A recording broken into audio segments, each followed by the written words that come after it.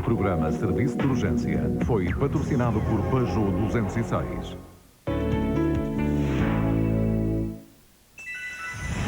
Do sexo real ao virtual, Francisco Allen Gomes põe a nu as relações entre homens e mulheres. O aspecto erótico do sexo. Um programa despido de preconceitos, onde tudo se discute e nada se esconde. Já que falamos em sexo, amanhã à noite na RTP1. Militares indonésios dispararam durante 1 hora sobre a sede da resistência timorense em Baucau. Sporting regressa às vitórias. Esta noite derrotou o Farense em Alvalade por 1-0. Atores do Dona Maria II podem entrar em greve, queixam-se de injustiça e querem aumentos de 70%. Nova série da Guerra das Estrelas já pode ser vista na internet. O site explica a origem da saga.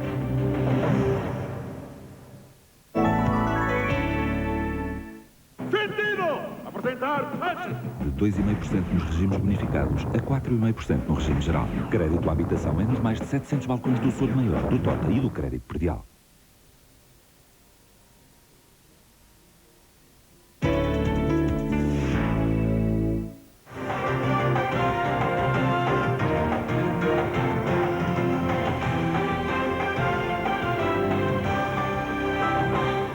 Boa noite. A violência voltou a Timor-Leste. Soldados indonésios dispararam sobre a sede do Conselho Nacional da Resistência em Baucau. Foi uma aparente demonstração de força em jeito de retaliação após a morte de 2 indonésios alegadamente raptados por timorenses. 1 hora de tiros foi o suficiente para colocar de novo a população em sobressalto. Na rua principal de Baucau, a tarde foi de pânico. Não houve vítimas, mas desde novembro que os habitantes da segunda maior cidade timorense não viviam um susto assim. Durante 1 hora, ouviram-se disparos. Uma ação dos militares indonésios, apoiados por 2 milícias pró-integracionistas, a Sara e a Sena, testemunhada pelo repórter da TSF, Manuela Cássio. O tiroteio intenso durou cerca de 1 hora na rua principal de Baucau, na zona onde fica a sede do Conselho Nacional da Resistência Timorense. Julga-se que esta operação terá sido levada a cabo para retaliar a morte de 2 indonésios, alegadamente assassinados por independentistas timorenses. Houve de facto um tiroteio, mas foi mais uma demonstração de força ou uma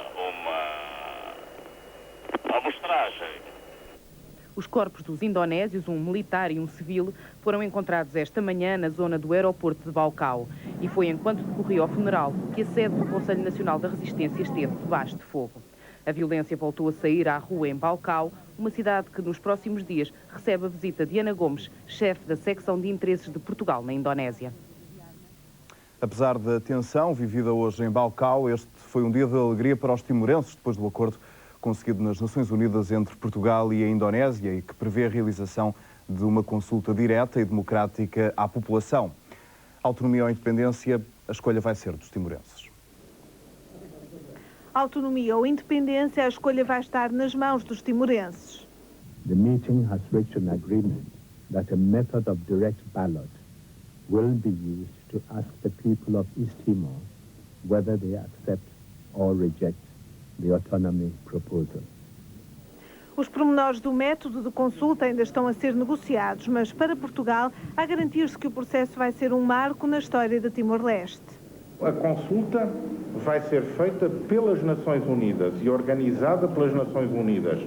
Envolve o universo de todos os timorenses. Será uma consulta fiscalizada internacionalmente, designadamente por Portugal. A Indonésia cedeu na consulta direta, mas defende que agora é que se vão conhecer as verdades. I think it is the other side that's getting a little bit nervous now because we are calling their bluff now. For the first time, that's been a sea change in the Indonesian position. Now we are saying, fine, find out whether they want. And if they want autonomy, fine. If they want independence, fine. We are relaxed. We have no more fear. Please, choose what you want. Em Timor-Leste, a notícia agradou à resistência. Tal como Xanana Gusmão, o antigo líder guerrilheiro Mauno acredita que chegou a hora da mudança. all of them, all of us understand that the war is not the best way to bring a solution. So dialogue and reconciliation are the best way.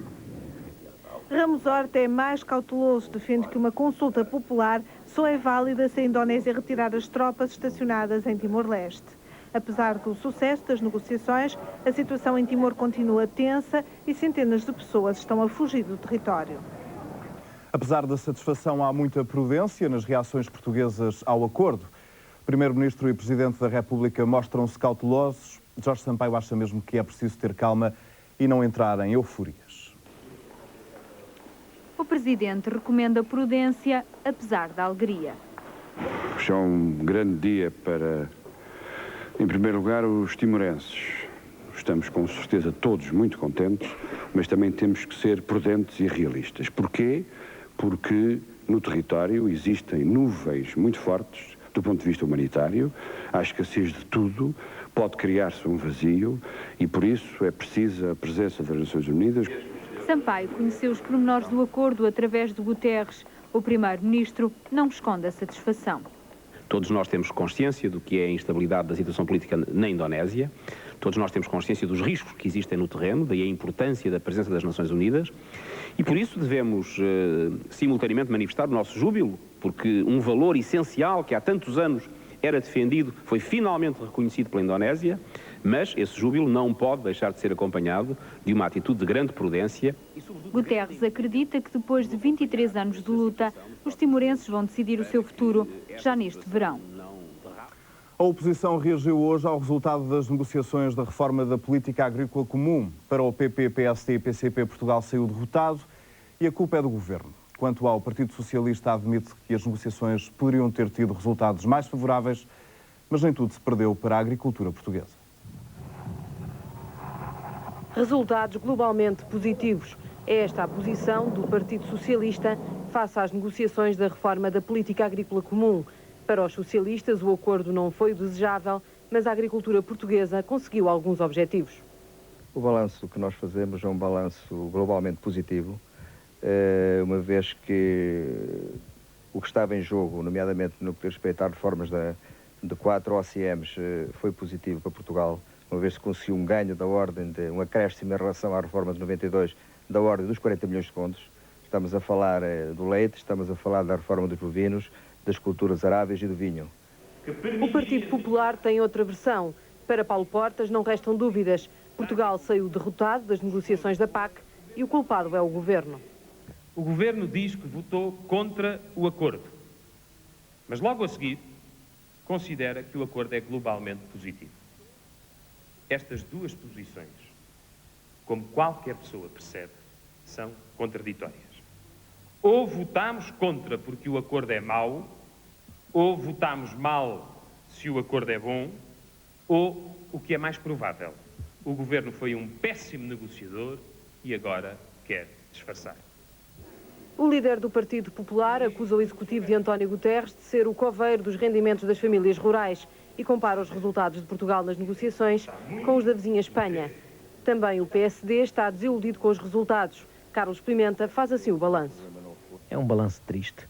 Os agricultores portugueses têm um rendimento em média de 1/3 dos outros agricultores europeus. E, no entanto, a União Europeia paga para os nossos agricultores cerca de 1/5 do que paga para os outros. Portanto, quando fomos para essas negociações, Portugal tinha uma ambição, tinha um objetivo, que era corrigir esta dupla injustiça da política agrícola de Bruxelas ser injusta em relação aos agricultores mais pobres dos países mais pobres. Dupla injustiça. Ora, não se conseguiu nada e, no fim, Portugal votou de vencido. Ao coro de críticas junta-se o PCP. Os comunistas não se conformam com aquilo que consideram resultados zero para a agricultura portuguesa. O Ministro da Agricultura, a certa altura do processo, fez a seguinte afirmação. Portugal pretende que as ajudas à agricultura portuguesa passem de 100 milhões de contos por ano para 300 milhões. Mas o Executivo já se dará por satisfeito se conseguir a duplicação das ajudas atuais. Resultado das negociações, zero. O PCP espera agora que Portugal consiga melhores resultados nas próximas negociações da Agenda 2000. Daqui a pouco, a vitória do Sporting sobre o Farense.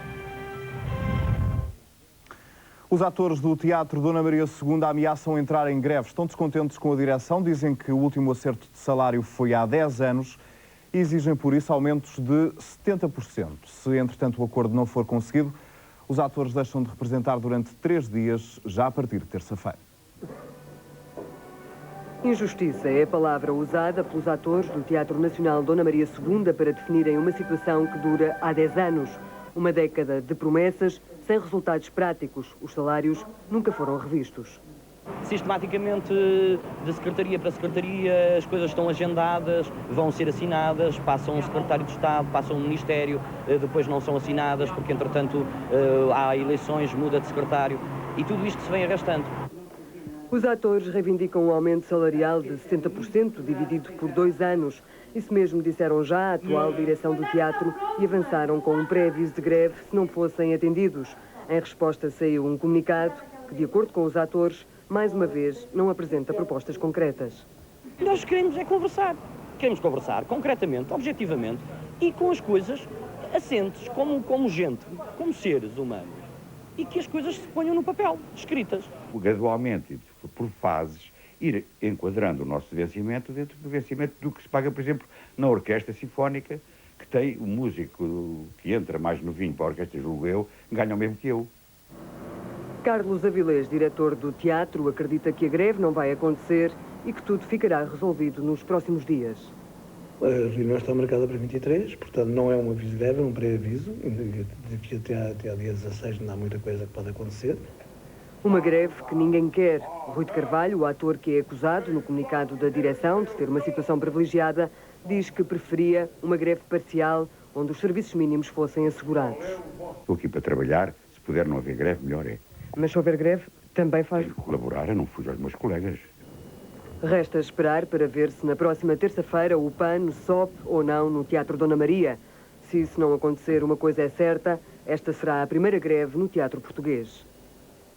Dom Duarte Pio comentou esta noite a proposta que prevê a sua participação em cerimónias oficiais do Estado português.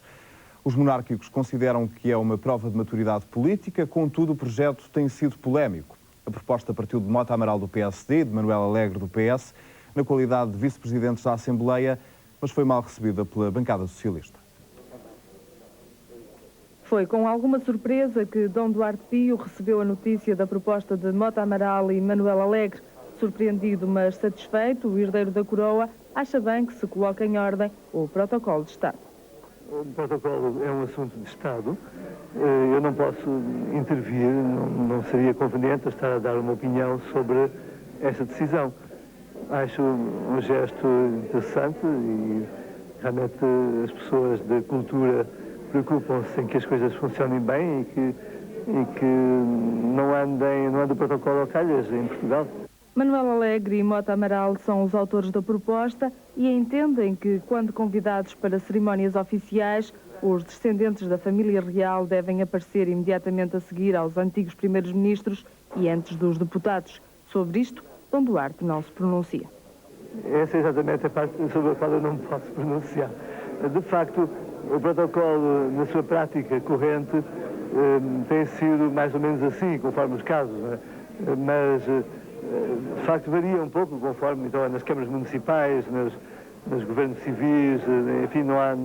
É sempre uma dor de cabeça porque nunca sabem exatamente em que lugar é que me vão colocar. Se este projeto de lei for aprovado, é para entrar em vigor no próximo 25 de abril.